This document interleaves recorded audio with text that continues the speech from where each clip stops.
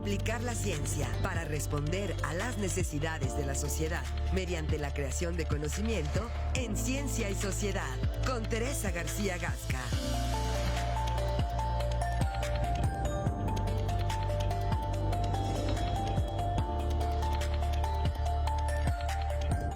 Ocho con 35. Como cada semana tenemos la oportuna participación de la doctora Teresa García Gasca. Doctora, ¿cómo está? Muy buenos días. Gracias por acompañarnos. No, al contrario. Comentábamos justamente que habíamos dejado la semana pasada pendiente un gran tema de reflexión vinculado con la ciencia. Sí. Pero ya tenemos otro en puerta que tiene que ver con los incendios y así se nos van acumulando los temas. Pero eso es justamente la justificación del por qué la ciencia tiene que estar presente en el tejido social. Claro.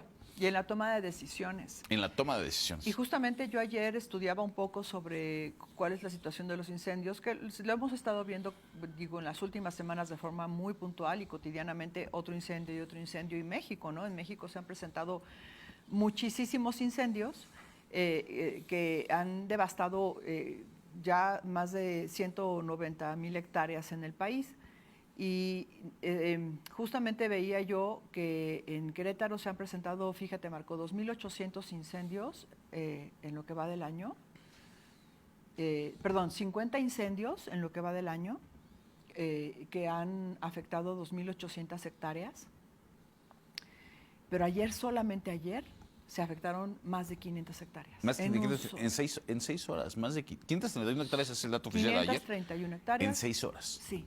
Impresionante. O sea, fuera de proporción, no sin hacer menos los incendios enormes y terribles de El Madroño, de Amealco, el de Jalpan, pero no es posible que pasan los años, viene la época de estiaje y no hay un plan de prevención de incendios.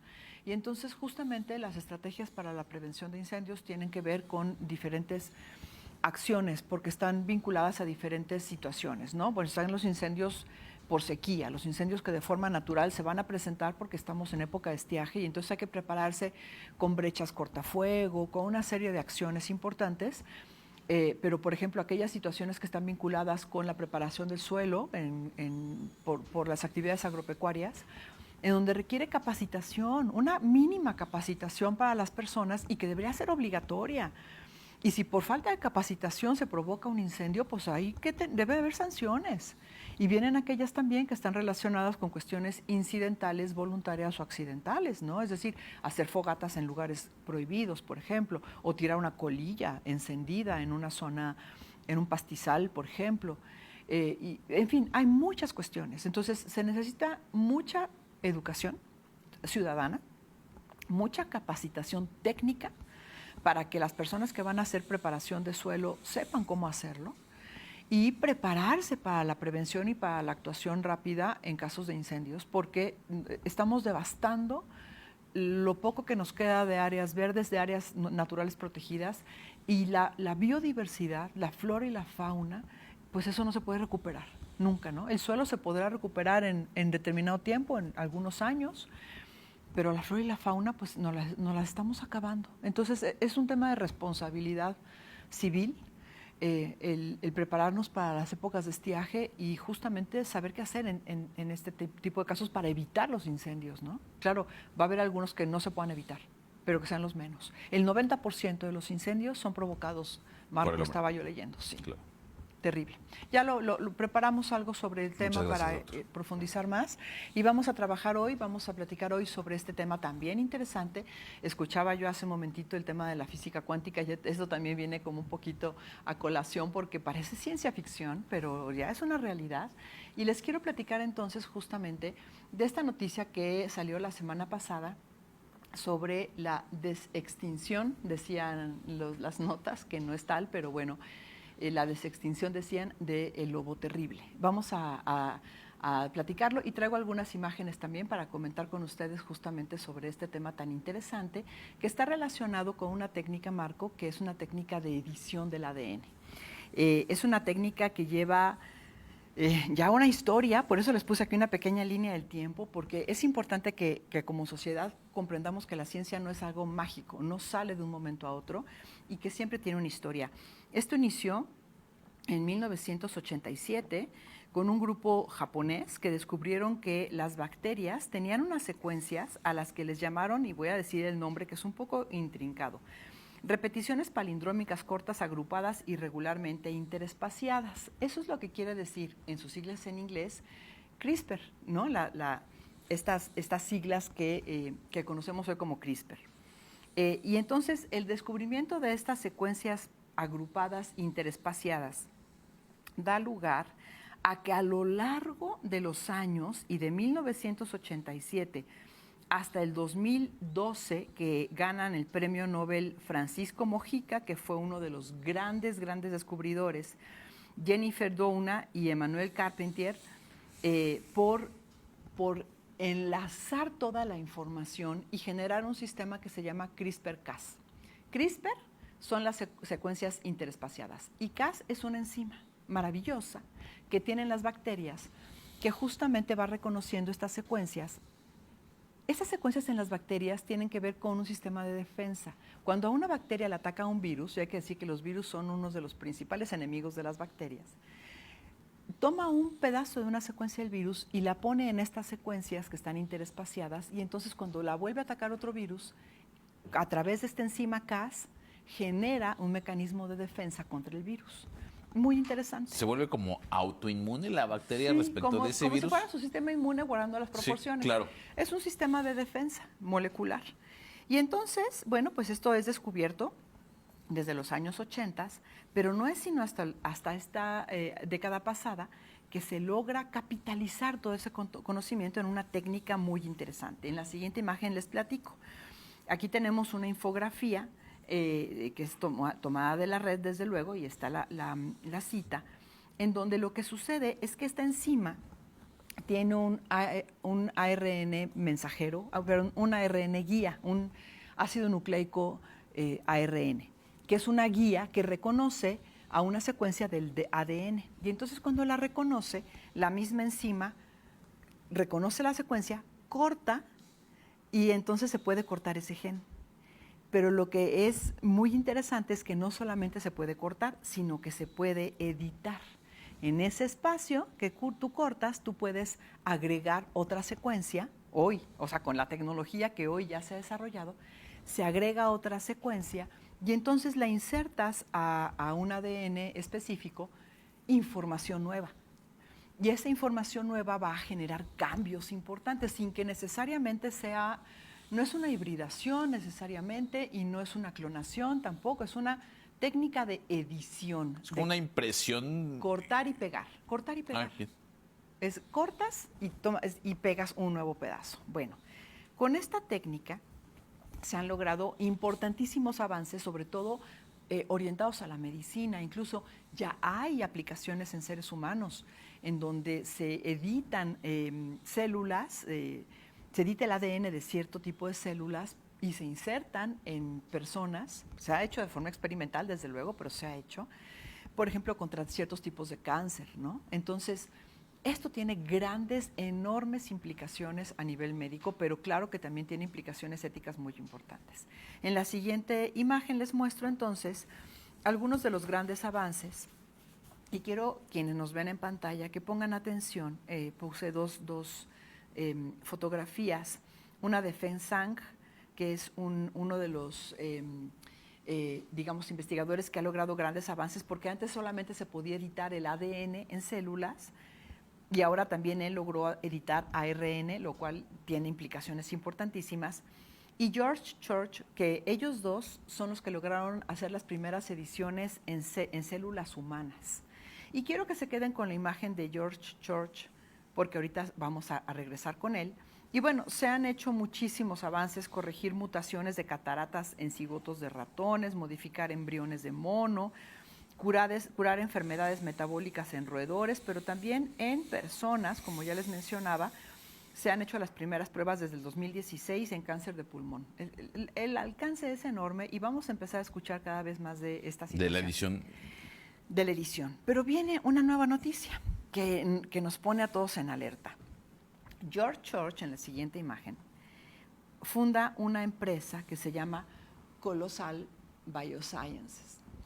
Y Y esta empresa se enfoca en, digamos, en recuperar ADN de especies extintas o de especies en peligro de extinción para editar ADN de especies que están vivas y recuperar características fenotípicas, es decir, las características fenotípicas son aquellas que están normadas por las genotípicas que están en el ADN y que nosotros podemos ver a simple vista, ¿no? El color del pelo, de la piel, el tamaño, qué sé yo.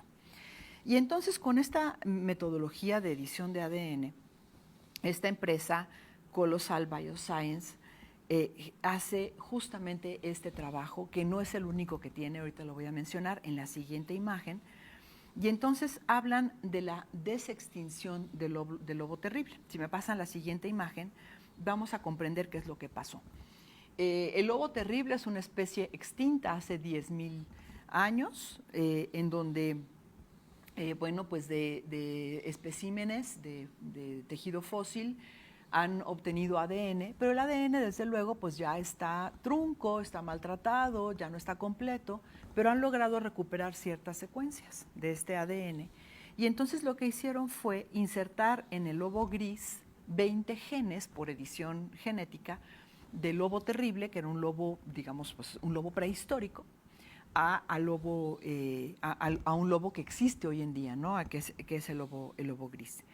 Y entonces se logra lo que ellos llamaron como la desextinción de este lobo, porque lo que se hace es que se modifican cigotos, se les insertan estas secuencias de ADN de estos 20 genes y se toman estos cigotos y se insertan en madres sustitutas, en madres nodrizas. Entonces, en la siguiente imagen lo que vemos es que tenemos cachorros con el fenotipo del lobo terrible, es decir, con el tamaño, la musculatura, el color del pelo, el tamaño del hocico, que son tal cual como si fueran este lobo terrible, que así se le llama, que hoy resurge, pero no es un lobo, no es el lobo terrible. No es el lobo, bueno, sí. Es el lobo gris modificado genéticamente. Con 20 genes. Con 20 genes que le dieron estas características. Sin embargo, esto no deja de ser altamente sorprendente.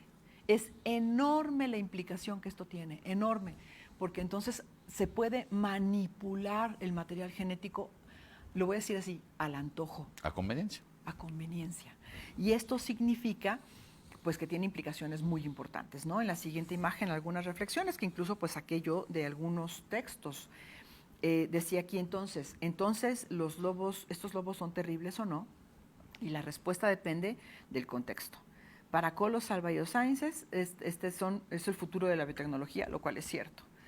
Para el gremio científico son lobos grises modificados genéticamente, pero son también criaturas asombrosas que nos están mostrando la capacidad de esta técnica, que es enorme. Ayer justamente, leyendo un poquito más sobre el tema, encontré que hay otro ejemplo. Están trabajando en mamut, están trabajando en pájaro dodo, están trabajando en muchas especies extintas.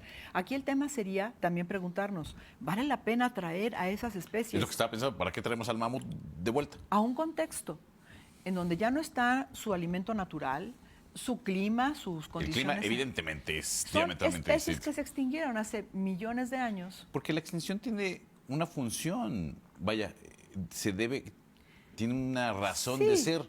Y lo que tenemos que cuidar es más bien a las especies que se están extinguiendo hoy por acciones del ser humano, ¿no? Entonces, cuidemos esa situación y a lo mejor sí preservar el material genético con una visión diferente, pero de nada, o sea, vamos a traer al tigre dientes de sable a que se coma qué, Sí. a que vive en un ambiente que no le corresponde. Sí, me explico. Digo, no es una realidad en este momento porque no se está desextinguiendo a la especie, pero se está generando modificaciones genéticas en animales que están trayendo esas características y que pueden ser pues características importantes. Y entonces esta última que les muestro es de este lobo rojo, de Ghost Wolf, que el lobo rojo se está extinguiendo. Quedan más o menos 13 o 15 individuos en el mundo. Y entonces lo que hicieron fue insertar en el coyote los genes del lobo rojo y generan entonces un animal tipo lobo rojo. Están tratando de preservar su genética, ¿sí me explico? Pero tiene, como te digo, implicaciones muy importantes. En la biótica, implicaciones. Muchas. Claro. Entonces yo la semana pasada te platicaba de este libro, en la siguiente imagen es la última, del Mundo Feliz, que tú me decías de quién es el autor, es Aldous Huxley, que no lo traía yo en la mente, publicada por primera vez en 1932 y que habla de algo que cuando yo leí el libro en la preparatoria me parecía irreal por completo, de la generación de poblaciones de individuos alfa, beta, etcétera, y cada grupo de individuos con características adecuadas para hacer ciertas cosas. Y bueno, pues entonces no está tan lejos ya de la realidad, porque esto desde luego no se hace en seres humanos, pero la posibilidad ahí está, si se puede hacer ya en mamíferos superiores, ¿no? Como los lobos. Vaya, tiene implicaciones éticas muy importantes y esto tendrá que ser un tema del que tendremos que estar hablando y que se tendrá que empezar a legislar también. Por supuesto. Porque tendrá que ser utilizado únicamente En beneficio de la ciencia y de la claro, sociedad.